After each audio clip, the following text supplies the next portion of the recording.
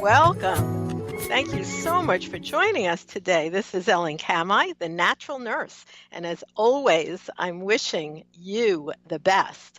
If you take a look at our website at naturalnurse.com and slide over to calendar, you will see the amazing array of classes and workshops that we have available, including classes that are certified for nurses, nutritionists, massage therapists, and other licensed health professionals. But those classes are also available to anyone. You don't have to be a licensed health professional to take them. So we have a free webinar available now called Magnificent Midwife Woman. If you click on that, you'll see where to sign up for it. We have one about the Natural Guide to Great Sex. That's an on-ground meeting in West Palm Beach, and that's coming up this week. That's based on the book I wrote, The Natural Guide to Great Sex, which is also available on our website under books. Then I will be at Earth Save Miami, free vegan dinner, and we'll be talking about herbals and nutritional supplements to keep vegans thriving, including those things that you might want to watch for in terms of nutritional deficiencies.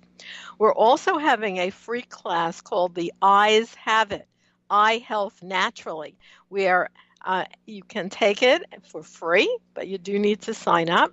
We also have an on-ground lecture at the Nature Club in Deerfield Beach, where we'll be talking about wild, edible, and medicinal plants that grow in southern Florida.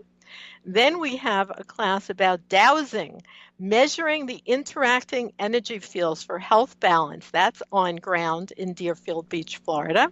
And then we have a 3-week series, which is live webinar online, so you can take that from anywhere. It's called The Scientific Validation of Botanical Medicine, and will be the latest research about how to safely and effectively use herbs for yourself and your family. That's open to anyone. We have the Florida Herbal Conference coming up. That's on ground in February. And the 13th Annual Evidence-Based Complementary and Alternative Cancer Therapy on ground in West Palm Beach. Then online in March, we have our yearly conference, which sells out. It is online, and it is a course on herbal certification. So you are certified through the Florida School of Holistic Living as having taken this course. When you're done with it, it's a 4-class series, and that starts in March, but we are already getting very filled with people who are registering for that class. So all kinds of things. You can join us. We'd love to have you with us, and just go to naturalnurse.com calendar or sign up for the newsletter to get announcements about the classes. Today, we are so happy to have as our guest Dr. Joel Fuhrman. He's done many, many things, but he's also the author of the book we'll be talking about today, Fast Food Genocide, How Processed Food is Killing Us and What We Can Do About It. Dr. Fuhrman is a board-certified family physician, nutritional researcher, and 6-time New York Times bestselling author. He is the president of the Nutritional Research Foundation, and he has authored many research articles published in mainstream medical journals. He's also on the faculty of Northern Arizona University Health Science Division. So thank you so much for joining us today, Dr. Fuhrman. My pleasure. Great to be here. Oh, good. You're coming through loud and clear. Thank you so much for being here. Now, what about this book? You've been doing this such a long time, but let me ask you this. Going back in time, why did you want to become a physician? I had this love for nutrition when I was younger, and I was on the world figure skating team. I was a competitive athlete, and we tried to eat healthy to increase our performance and sustain our hard workouts without getting overtraining or getting sick. But in any case, I was studying nutrition as a teenager and young adult, and through my studies and interest, I realized that most of the issues that plague Americans, causing an incredible tragedy, kidney failure, strokes, heart attacks, cancers, are the result of nutritional stupidity and addiction to processed foods. and I felt, and I had this passion and realized that what the medical profession, treating people with drugs for what are nutritionally caused illnesses, just put more toxic and carcinogenic poisons into people's body and just looks at the symptoms but doesn't get rid of the cause. And the miraculous self-healing body we have has, enables us to get rid of autoimmune disease like lupus and psoriasis and Okay, rheumatoid okay, arthritis. but Enables Dr. us not Furman, to have wait a heart minute. disease. Yes, I So I just understand had what to. you're saying, but what I'm asking is, when you went into medicine and when you went to medical school, these issues were not what was being taught, I don't believe, because it still is not being taught.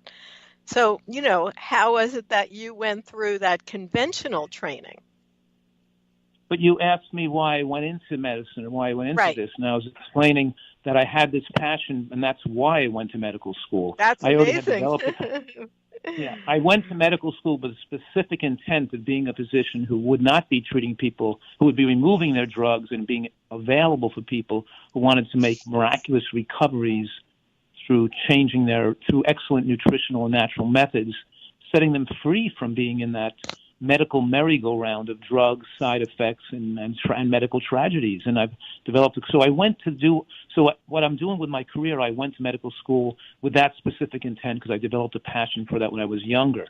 That is So yes, amazing. I went through conventional medical training and became a board-certified family physician, with knowing all the while that information is important to be able to wean people off drugs, but not to Wow. utilize drugs as this therapeutic modality, but to be able to understand how to get people gradually less dependent and to remove their dependency for those drugs. And occasionally I have to prescribe medications for a maybe period of time or to maintain medications. So it's good I have that training, but in most cases I'm enabling people to come off their medications and make complete recoveries.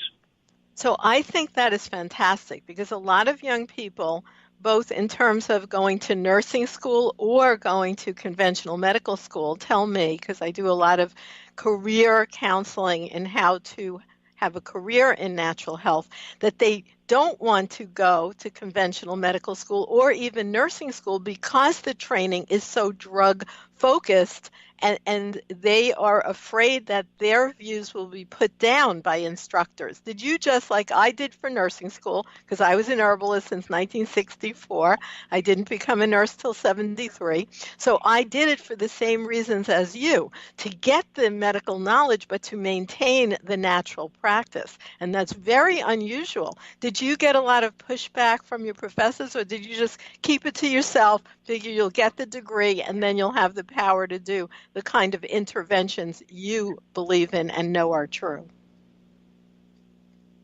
I did not keep it to myself. I was made chairperson of the nutritional education department at University of Pennsylvania. I was put on the University of Pennsylvania Medical School admissions committee.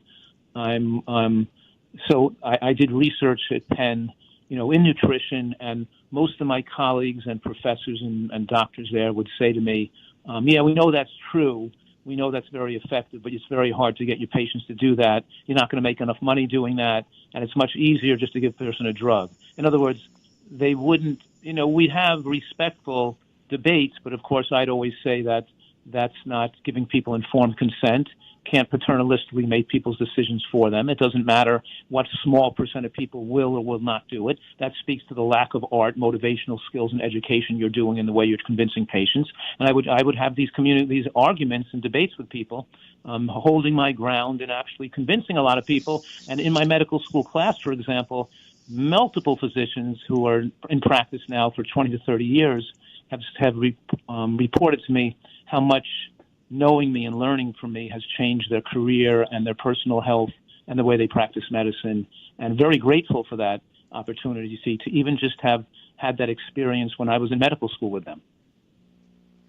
Wow, that is just amazing. What a wonderful model. And how is it that this is many years ago, you did not just become a doctor, that the information that you are saying is totally true and was already proven, evidence-based? How is it that we are still continuing with this drug treatment model at this point in time?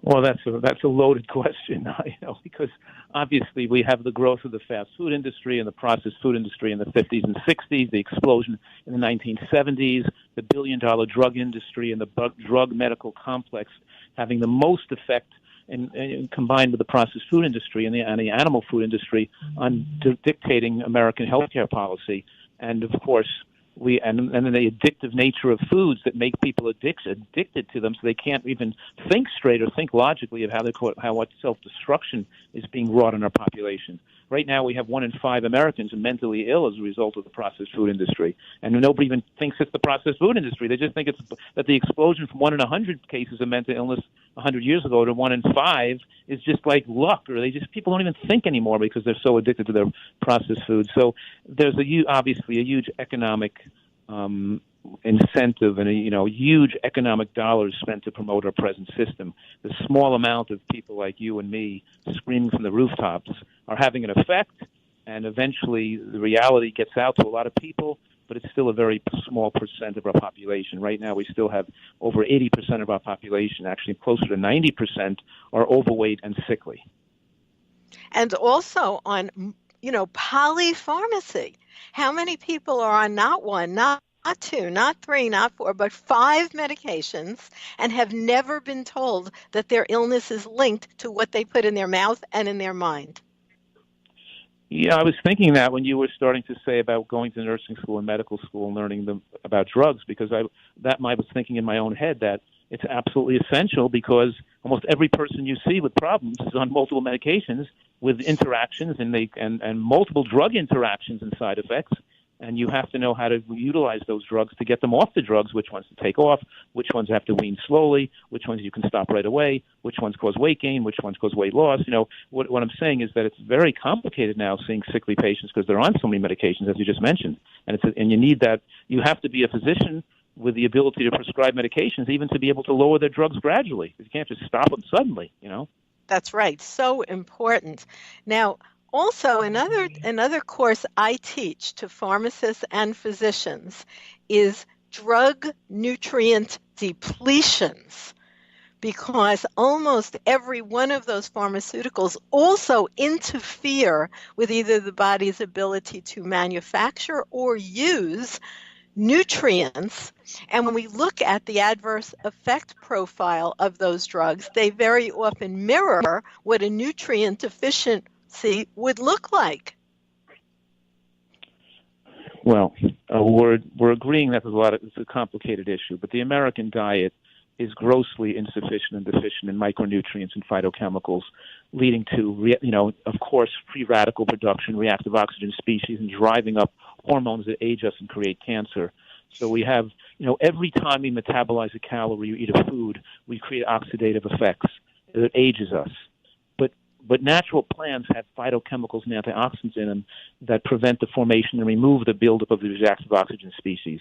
So drugs add a more toxic overlay on top of the already toxic diet people are eating. And the suppression of symptoms with drugs, either natural herbs or medicinal drugs, are because of their toxic effects. In other words, the pharmacologic effects are the toxins, either natural or pharmacologically or chemically derived, and people look to suppress symptoms as opposed to removing cause. And when you remove cause and establish nutritional excellence, sometimes people are going to feel poorly for a week or so, because it doesn't suddenly work the minute you start start fueling the body with the correct nutritive input. It takes time to build up the nutrients in the tissues and get rid of the buildup of metabolic waste products. So it's sometimes complicated, and that combined with the addictive nature for food and the absolute complete nutritional ignorance that permeates our society, people are brainwashed with the incorrect information, makes this, at times difficult for the average person in the street being bombarded with conflicting and dangerous messaging to know what to do. So it's confusing for people. Well, you lay all of this out so well with so many facts and really easy to read, and that is in your book, Fast Food Genocide, How Processed Food is Killing Us and What We Can Do About It. And I would say, even though it is vastly referenced with your notes in the back, that it's written in a way that you don't need a medical degree to read and understand this book. Well, thank you. I appreciate that. I have written, you may know, I've written 12 books, and most of my books have been self-help books like The End of Dieting, how people can lose weight and stay slim and get rid of their food addictions, The End of Diabetes and The End of Heart Disease. And then The Fast Food Genocide was actually a lot of work, years of work putting that book together. And of course, it's not as big a seller as my other New York Times bestsellers because because the self-help books and the weight loss and dieting books get more play still. But I'm very proud and excited about this book, Fast Food Genocide, because I feel that if people learn the information in this book, it's really going to open their eyes to what's happening to themselves and, of course, to our country and to vulnerable populations. And we have to work together to change where we've headed.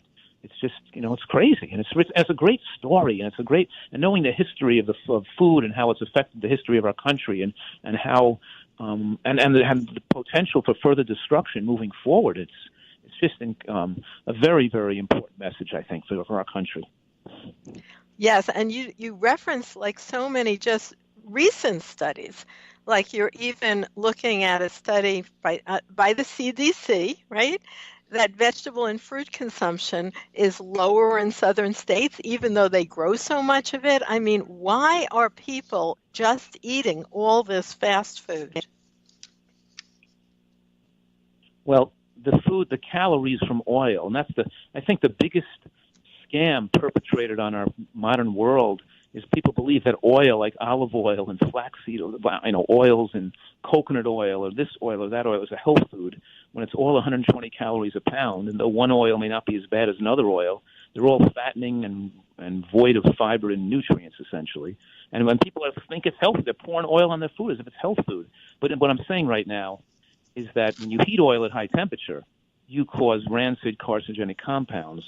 And also the oils go into the bloodstream very rapidly, and the rapid ingestion of calories, just like the rapid ingestion of sugar and honey and maple syrup. In other words, whether it's white flour, white rice, sweeteners, or oil, the calories that flood the bloodstream so rapidly signal dopamine stimulation in the brain, leading to addictive thoughts and addictive behaviors, craving and seeking out concentrated calories and overeating. And you take any animal take a rat or a monkey or a bird, you give them their natural diet, or you give them these frankenfoods made with oil and sugar and flour and fried foods, and they'll stop eating whatever natural diet they were supposed to be eating, and they'll eat these concentrated calories until they become obese, until they kill themselves or commit suicide with food because of malnutrition. We're talking about excessive calorie malnutrition, because calories. That is a good term. I want you to say that again, because that it's almost like they don't go together, and yet they do. Right. It's excessive calorie malnutrition. Whereas the opposite, the only thing proven to slow aging and extend lifespan is to enable us to live 100 years old without cancer, only one thing, and that's moderate caloric restriction in an environment of micronutrient excellence.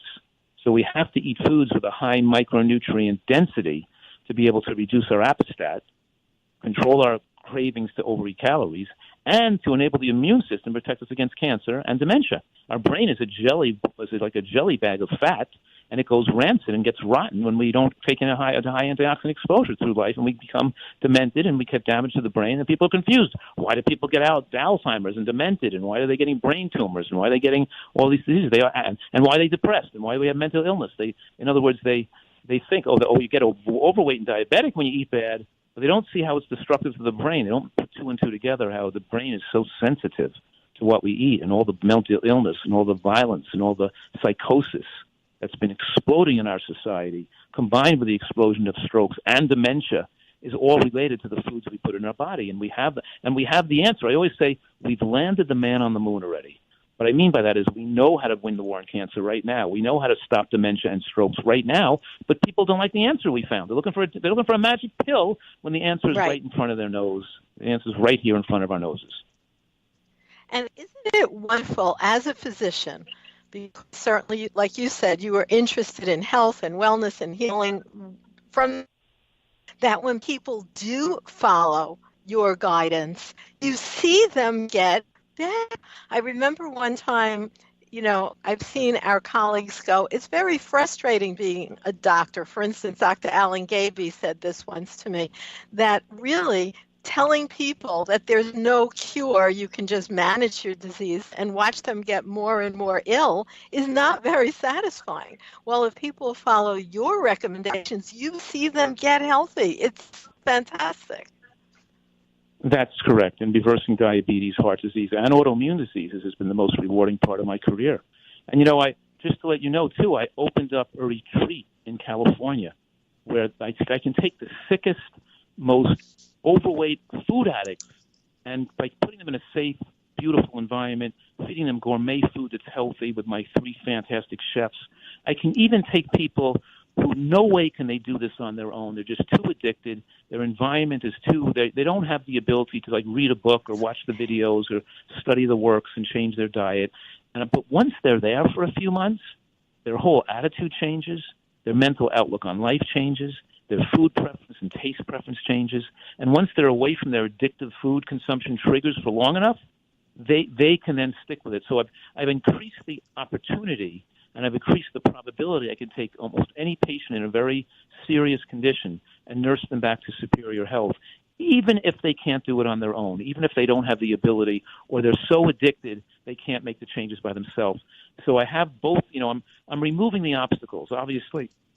I do my books and videos and teleconferences and podcasts and events, and I travel and speak at medical conferences and health conferences, and and even my television shows on PBS have motivated and changed the lives of hundreds of thousands of Americans. But I always knew that there's always this percent of people that feel they can't do that and they can't get enough help. So I opened up this place in a facility where they can go live there for a month or 2 or 3 and get their health back and get rid of their food addictions and drop 50 to 70 pounds. So so I'm doing that. That too. reminds, what's the name of that retreat center, Dr. Furman? It's the Eat to Live retreat. I use the name of my most best-selling book, Eat to Live. So I call it the Eat to Live retreat, and people can get information up on my website about it. But yeah, that's been a lot of fun because, like you were saying, I had a person there just come in, let's say in September. So in September and October, he had chest pain and he was 370 pounds and he couldn't walk or even move around because he was so unstable with his heart. And he lost 50 pounds the first 2 months, and then he went home, and he lost 20 pounds when he went home. So he lost 70 pounds in the first 3 months. And of course, now he's moving around, exercising without chest pain, running up, moving up, he's literally, he's still overweight. He still has a long way to go, of course. But he could have never done that and never really learned that he could enjoy this and keep the process going on his own, that we gave him the skills and the abilities while he was there. So it's just one episode, one exciting transformation that really makes my career so rewarding, as you can imagine, watching these people gain their health back. Isn't it? I love that. That's my favorite thing about being in holistic medicine is watching people get well. And, it seems simple, but why is there this very, great difficulty in people changing their diets? We're going to take a little break right here on the Progressive Radio Network, Dr. Furman. And when we come back, we will be continuing our discussion with Dr. Joel Furman, medical doctor, author of Fast Food Genocide and 14 other books, How Processed Food is Killing Us, and what we can do about it. We'll be right back with more right here on The Natural Nurse and Dr. Z. On this edition of the Natural Medicine Chest, we'll take a look at the soybean, its phytochemistry, and its role as a food and medicine. It is exciting to see a resurgence in research by universities and food scientists on the role that foods play in disease prevention. Many of these institutions, such as the United Soybean Board, the American Soybean Farmers Association, and the National Cancer Institute, are busy developing designer foods, or superfoods, concentrating the essential nutrients and phytochemicals in soybeans and other foods that have potent medicinal effects. Commonly known foods which have soy in them include soy milk, a cheese-like substance called tofu, tempeh, a fermented soy protein, and tamari, a fermented soy sauce. The The soybean is a rich source of many nutrients, including selenium, zinc, beta-carotene, vitamins A, C, and E, and 20 of the 22 amino acids. Soy also contains essential fatty acids. Research on soy foods is vast and well known to health enthusiasts, although the general public and physicians in the United States may not be aware of this plethora of research. In Japan and China, however, this is not the case, as a voluminous number of scientific studies have been carried out in animals and humans. Chinese studies reveal that soy products can increase the ability, rate of activity, and number of white blood cells. Patients receiving chemotherapy and radiation can benefit from drinking soy milk, which in several studies demonstrated a protective effect on the liver and gastrointestinal system. It is interesting to note that the British journal Lancet revealed that vegetarians and Asians who ingest high amounts of soy have the lowest rates of cancer. This is due to one of soy's constituents called genistein. This chemical is a phytoestrogen or plant estrogen, which can decrease and block the uptake of human estrogen and testosterone, as well as enhance its excretion. Like the drug tamoxifen, it competes with estrogen for uptake in the reproductive tissues.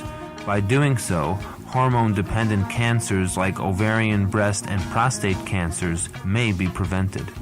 In conditions where there is a deficiency of hormones, such as osteoporosis and menopause, soy isoflavones, such as genistein, can weakly mimic estrogen and reduce the severity of these problems. So, listeners, don't count out the versatile soybean.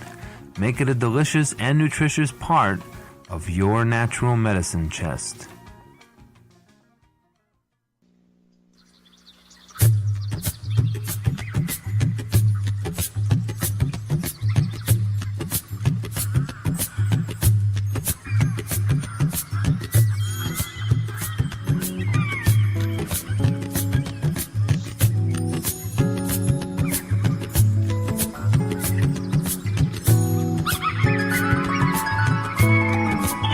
Welcome back. We're right here on The Natural Nurse and Dr. Z on Progressive Radio Network, PRN.FM. Thank you so much for listening, and thank you for the over 300,000 people who are downloading our podcast. We'd love to hear from you. You can get in touch by going to naturalnurse.com or Facebook, The Natural Nurse. Our guest today is Dr. Joel Fuhrman, board-certified physician, nutritional researcher, and 6-time New York Times best-selling author with many of his books, such as Eat to Live. And we're talking about his newest book, Fast Food Genocide, How Processed Food is Killing Us and What We Can Do About It. Thank you so much for being our guest today, Dr. Fuhrman. My pleasure. Great to be here. Now, what is your website? Because you mentioned that your retreat is listed there, and I'm sure, there's lots of other information there. So what's the best place for people to find you? Well, my website is simply, of course, drfuhrman.com. And that's drfuhrman.com. And obviously I want to give people a lot of information, recipes, remove the obstacles for their healing, and make them learn a lot. But of course, if they want to learn more about the retreat, they can just at Dr. Fuhrman, there's a tab that says retreats. They can click on that and get more information. Yes, and so on there they can find out about your retreat center, your other books, and talk about recipes. This book, Fast Food Genocide, is loaded with delicious sounding recipes. But I actually sent out a little Facebook post yesterday about the fact that in terms of clients that I see, most of them do not ever cook. I mean, some of them don't have a pot. Every single thing they either eat out or bring in pre-prepared food, which has a paragraph of toxic chemicals on it. Yeah, I know that we have a very sickly population and an explosion of processed foods and fast food in this country. And, we want to remove the obstacles so people can make this easy. And we teach them how to, make a salad dressing and maybe a pot of vegetable bean soup on the weekend and have it last for the whole week. So you have your lunch as just, a salad and a bowl of vegetable bean soup and some fresh fruit. At least make the lunch a very natural and healthy meal. You're out of the house, you're tempted by things around you, you want to sustain yourself with a hearty lunch, and of course, we want our breakfast and dinner to be lighter anyway. We don't want to go to bed on a heavy stomach and a heavy meal at night. So it's better so if you can eat a really hearty and healthy lunch with a bean soup or a chili and a bowl, and a nice big salad with a dressing made from nuts and seeds, that it's really worth putting that work into that. And of course, I offer people, if they want it, healthy dressings and healthy soups and things like that, and sauces to cook vegetables. But learning how to structure your life and come up with a business plan of when you're going to cook, when you're going to exercise, when you're going to shop. So it's just critically important. You have to have a plan of how you're going to make your life healthy. You can't be haphazard, and you can't just shop and buy fast food and processed foods, because then it's just making your life too miserable. I think that's so true. And one thing that I do is I only do my most food preparation on one day a week. And then I put in my refrigerator grab and go bags. And I never leave the house without food. And I think that is a really good routine, because that way you're not stuck outside where you're going to run in for a fast food bagel. I personally have never been to a fast food establishment in my life, ever. So I know, I'll take that back. I have used the bathrooms at McDonald's. They're always clean as I travel across the country. But I never have eaten anything in any of those places. I think that I've never eaten in any of those places either in my adult life. I can remember when I was younger, maybe when I was a kid, having something in one of those places as a teenager, and but never a couple of times, but never in my adult life have I ever eaten any fast food either. So what do? You travel, you lecture all over the country. You have a busy schedule. What do you do on the road? I generally get off the plane and drive to the nearest Whole Foods market, fill up on a salad bar with beans. I get some frozen artichoke hearts, and I get a bag of jackfruit or frozen berries. I bring nuts and seeds and a mixed oatmeal, like Familia, without the low sugar Familia in my bag. I have my healthy nut bars, and I carry nuts and seeds with myself. I have pistachio nuts in my bag. I have plenty of great tasting food. I have some maybe oranges or whatever whatever kind of fruit I want to take with me. The back of my knapsack has my food in it. I'll make a roasted I'll make a portobello that's roasted. I'll put it in a whole grain Ezekiel pita or an Ezekiel bread, and I'll put like a garlic nutter. I'll make roasted garlic with cashews and hemp seeds with a little soy milk whipped up. And I'll put some maybe basil in it to make a pesto for the dressing for the bread. I'll put lettuce and tomato and red onion on there, maybe some sprouts, the portobello mushroom, maybe some avocado. Seal the bread up, wrap it in silver foil, put it in my bag. So in other words, I'm traveling with great tasting food. I enjoy the delicious food I've made, and then I go to a Whole Foods market, buy some more foods from my room, and I eat out of the refrigerator in the room, the salad bar or going there for, and then do the business I have to do and stay on my healthy plan. In other words, once you're committed, you just do what you have to do. If you don't have food that you feel is healthy, you don't have to eat. Just don't eat. And you know what? It's not hard. And I do exactly the same thing as you. When I'm traveling, I actually plan ahead, and my first stop is Whole Foods, just like you.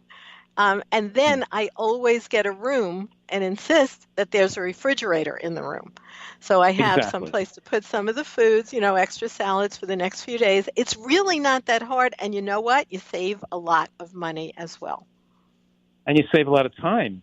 You can get work done. You can waste so much time in restaurants. And I'm busy when I'm traveling. I got work to do. I got meetings to go to. I got lectures to give. And I can't be sitting there in a restaurant to eat a junky meal for spending 2 hours sitting in a restaurant.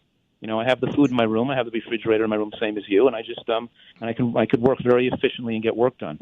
Isn't it great? So, we're both saying this is not undoable. It's not someone else can do it. You can do it. And what is this word? I've never heard this word before, but it's a great word, nutritarian diet. That is your word, Dr. Furman. And what does that mean?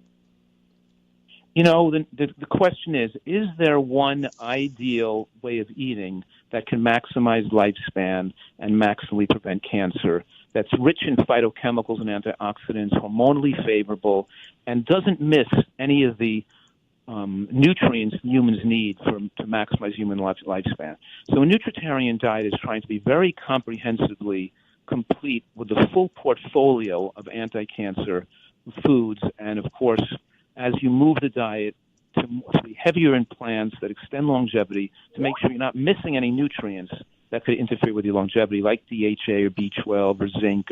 So it's a very comprehensive approach. So my nutritarian diet, I feel, should be held up as the gold standard of nutritional excellence, that people could strive to perfect their diet that way. And when you do so, and when you start to get that full exposure to phytochemicals, it naturally enables you to control your appetite. You don't want as much food.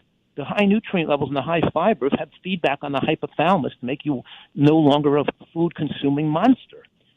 So and you feel so much better, and you can think clearly, and it keeps you emotionally stable, and it slows the aging process. So a lot of dietary models and hypotheses out there, but I'm adamant that this nutritarian approach is the most scientifically supported approach in a comprehensive sense to maximize human health. Yeah, it's a great word with the focus on nutrition. And how would you, if people move to eating this way, for instance, something like DHA, how would people be getting sufficient DHA? And do you suggest they get an EPA DHA blood level drawn? Because most physicians don't do that. Well, I do recommend people take a vegan EPA and DHA supplement. I do recommend that, as I think the amount of seafood you would need to eat to assure EPA and DHA adequacy is not lifespan favorable, because it would raise your IGF-1 too high and expose you to probably too many contaminants. So I'm not trying to establish the dietary model to supply the EPA DHA, but but you don't need that much. And if you're supplementing with, let's say, for example, a 250 milligrams of EPA and DHA a day, I did a study on the Nutritional Research Foundation funded a study. I didn't do the study, but I'm the president of the Nutritional Research Foundation, and we funded a study on 166 vegans who were not consuming any DHA EPA source, and we found that 66% were insufficient or deficient. 27% were severely deficient, dangerously so, that would have led to later life dementia if not remedied. And when we started to supplement the groups that were insufficient and deficient, we found that just a small amount normalized their omega-3 index. So I don't think it's essential that people get the blood test if they're supplementing appropriately. But if they're like adamant about not taking a supplement, and they're in that 20% that maybe wouldn't have to, then they could get a blood test to at least assure DHA and EPA adequacy. I would think it's very irresponsible and to just not to take EPA and DHA, not to eat any seafood or high fatty acid seafood, and to just think that your levels are adequate while you get older and your brain shrinks due to deficiency. So I want to be more cautious and proactive here. But I do think that as we advocate people move towards a more plant-based diet, they should just take the EPA and DHA supplement. So let me ask you this. I'm really interested in your opinion. As you know, more recently on the market is actually a prescription EPA DHA supplement. And some people are choosing that because, well, they say it's free. It's not really free, but it's covered by health insurance. What do you think of those particular offerings by the pharmaceutical companies? I think they're too strong. It's too high of a dose, which can lower triglycerides and have some blood thinning effects. But when you're taking that high a dose, you're taking a more pharmacologic dose, not a nutritive dose. And that pharmacologic dose could have effects to reduce immunity and increase risk of prostate cancer, and even promote something like atrial fibrillation, whereas deficiency or excess can cause your instability of the heart. So I'm more cautious and conservative in my use of and not to use such a high concentrated dose of an EPA, except when people have like depression or an autoimmune condition like ulcerative colitis or Crohn's disease. Then I do look for a high EPA supplement, sometimes pharmaceutical grade, that can have suppressive effects on the immune system to help the recovery in the autoimmune disease, because it helps reduce the drug use. So I can use, but I wouldn't recommend it for the general population. Okay, great information, because some of my customers are saying they want to use that one rather than the supplement because of the fact that insurance covers it because it's a prescription pharmaceutical. So that was a really wonderful and balanced answer. Now, of course, you threw out the word addiction a couple times, and addiction is a big buzzword. You hear it on the news lately because of the addiction that's going on in our culture. But you're talking about it in terms of fast food. I mean, how do people even realize that it is an addiction?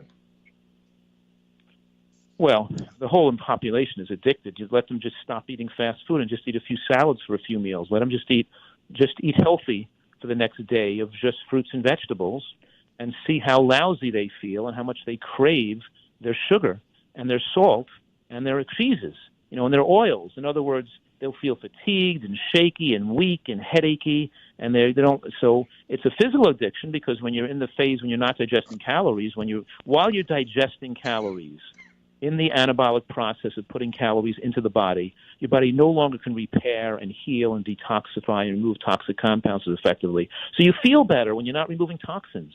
But then when you finish digestion, and you start to go into a detox mode and self-repair mode, people on an unhealthy diet eating toxic food feel they can't stand the way they feel, and they have to eat again to stop the sensation of fatigue and mental and fog and brain fog and anxiety and even withdrawal depression that ensues.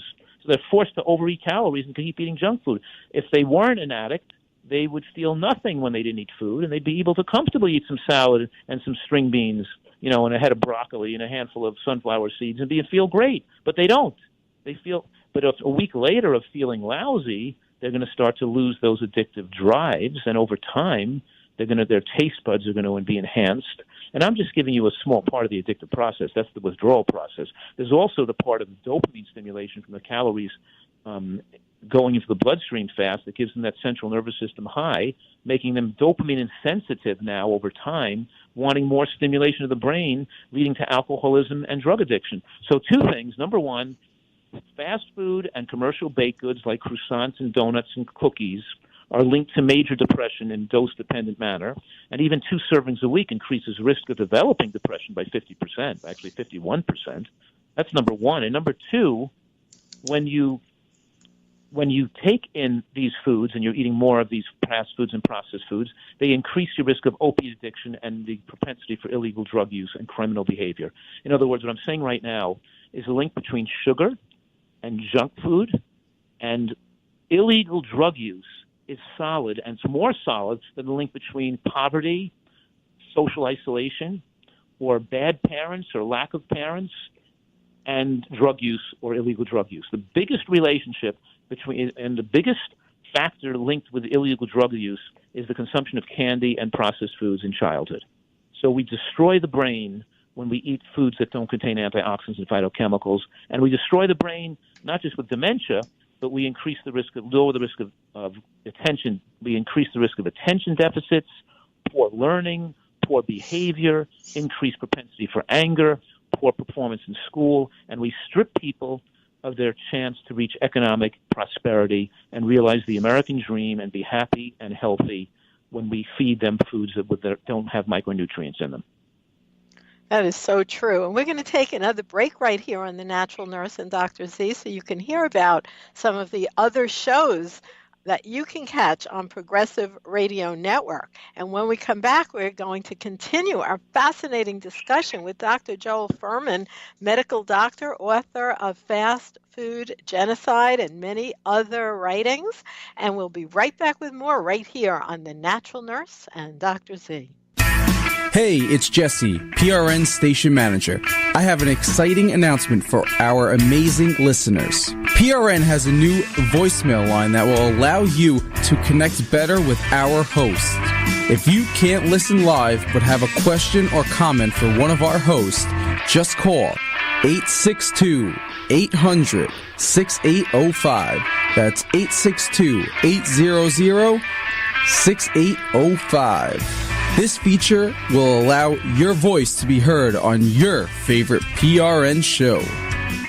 Thank you for listening to the Progressive Radio Network.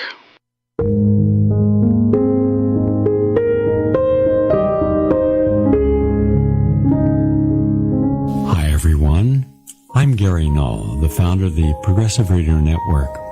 Today we have more than 80 producers bringing forth the most progressive and most liberating information, the kind of information you do not regularly hear on any of the mainstream or alternative media. You can help us now. Up to this point, I have virtually supported the Progressive Radio Network, all of its expenses and payroll, myself. But we would like to expand our reach. We'd like to do far more. We'd like to be able to advertise on Facebook and let others know we exist. We are the #1 progressive radio network in the world. In fact, we have programs that are most listened to in all of progressive radio. But we could go a lot further. Our message could reach a lot more people, especially at a time when people are desperate for honest, objective insights on the important topical issues of our day. How can you help? It's simple. Go to prn.fm, go to our main page. In the upper right-hand corner, you'll see a little button, Support Now. And then whatever you can contribute on a monthly basis will make a big difference. It will help get the message out. It will help inform more people, will give them more choices. This is where you'll hear in the independent candidates and the people looking to challenge the corruption in government and industries. But we need to get our reach out further. So please, whatever you can afford on a monthly basis, and there's some suggestions there, and it'll be automatic. All right? Thank you very much for continuing to help us help you and the rest of the world on these important issues.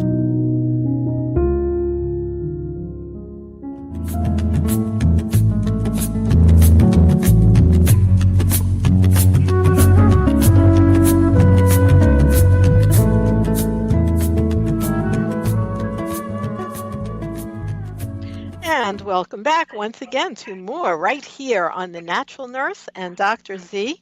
We are talking today with actually world-renowned author and scientist, Dr. Gerald Furman, medical doctor. And we're talking today about how processed food is killing us and what we can do about it. Fast Food Genocide is the name of the book. Now, Dr. Furman, you brought up just very briefly about children. How is it that you go to a restaurant and they say kids menu and all it ever is this horrible, completely nutritional deficient SAD, Standard American Diet food? How is that possible? Fried cancer-causing foods. Yes. And we're the only country in the world, we're the only country, no, not Europe, not the Arab countries, not Israel, almost nowhere else do we allow a class 1 or a class 2A carcinogen declared by the World Health Organization in processed meats and hot dogs be fed to children in schoolrooms and cafeterias in schools. Oh, we're the only country that permits it. And then, you know why? It has to do with the addictive nature of food and the ability and the cognitive dissonance. That means that these parents are such addicts and so addicted to the dangerous foods that they have no interest or ability to see the damage that it's doing to themselves, and they're blind to the damage it's causing their children. The children we love and want to have a good world for them, a lot of people are completely oblivious and blindfolded to the fact of how the danger of what they're putting in their child's mouth and how you are seeding the ground for cancer, autoimmune conditions, mental illness, and brain deficiencies when the child grows. It's insanity.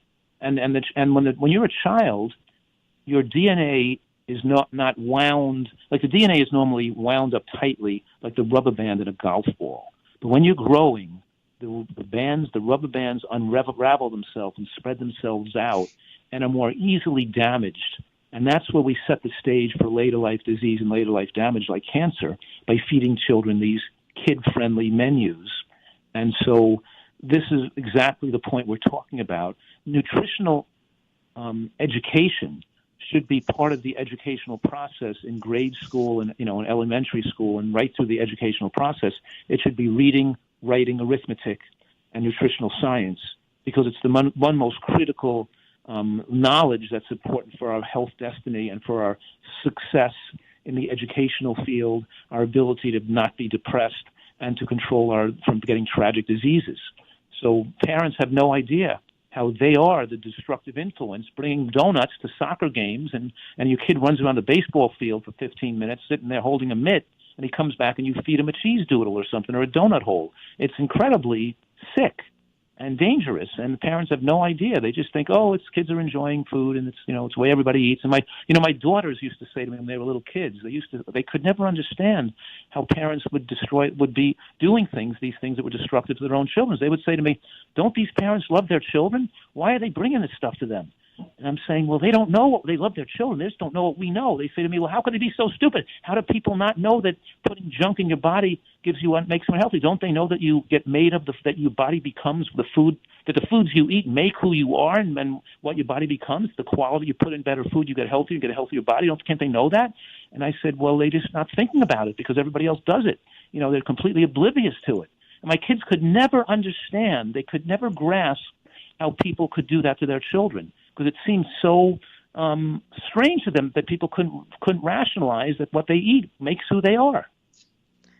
It really is. To me, at times, I think it's a little bit even more diabolical when we research that very often the same corporations that own the fast food companies also own the pharmaceutical companies, also own the pesticide and herbicide manufacturers that's dumped on the foods on the farms. And, they kind of all feed into each other in terms of increasing profits. Well, I'm glad that we're discussing this, and there's a growing awakening of our population about organic food, about eating more vegetables, about G-BOMBs, and that's my acronym, G-BOMBs, which stands for greens and beans and onions and mushrooms and berries and seeds. And I have thousands of people signed up in my Nutritarian Women's Health Study, studying the protective effects on breast cancer from eating a diet rich in these anti-cancer foods. And we have a growing number of people, including physicians.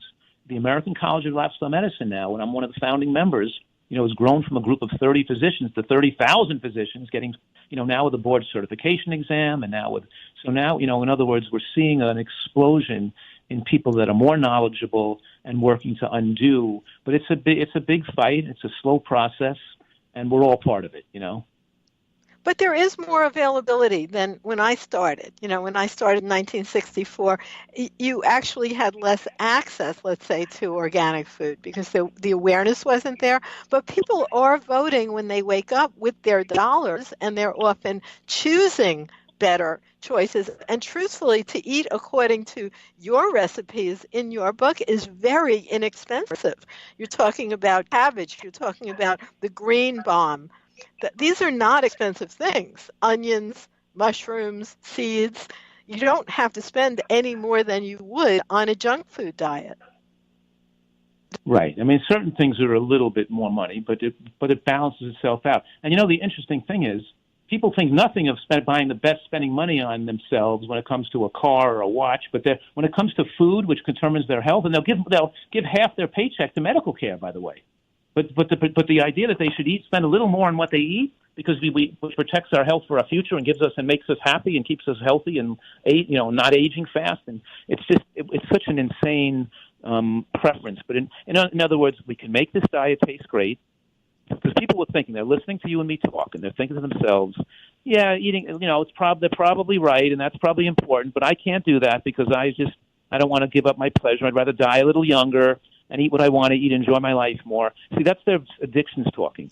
They have these rationalizations in their own brain that don't make any sense, and they're not true, because a healthy diet doesn't taste less flavorful, and your body gets used to what you're eating, and you like what you're used to eating. I like what I eat just as much as a person eating an unhealthy diet likes what they eat. It just takes time to adjust your food preferences and learn the recipes. It's not decreasing pleasure, but they'll think that, or they'll say that, or they'll come up with a million excuses because the addictive mind is not logical.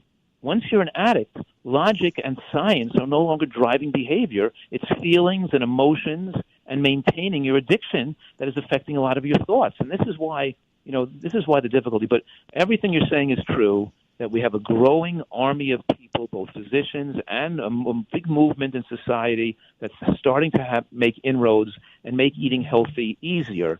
But it's still a big fight for a lot of people to get rid of their addictions and to realize this is the way they have to go. And we got to get. Thank you so much, Doctor, for being our guest today. We're actually at the end of our time together. You do want to check out Dr. Fuhrman's website. That's DrFuhrman, drfuhrman.com, or visit us online at naturalnurse.com. You can find our radio archives on PRN, which will have a link to Dr. Fuhrman, and you can let any of your friends listen to this show anytime because we are on the archive. You can leave us a message at 646-918-6619 for the voicemail, and you can join us anytime at naturalnurse.com. Thank you so much for being with us today, Dr. Fuhrman. Thank you so much for listening to us, all our podcast and on-air listeners. And until next time, this is Ellen Kamai, the Natural Nurse, hoping that you stay healthy.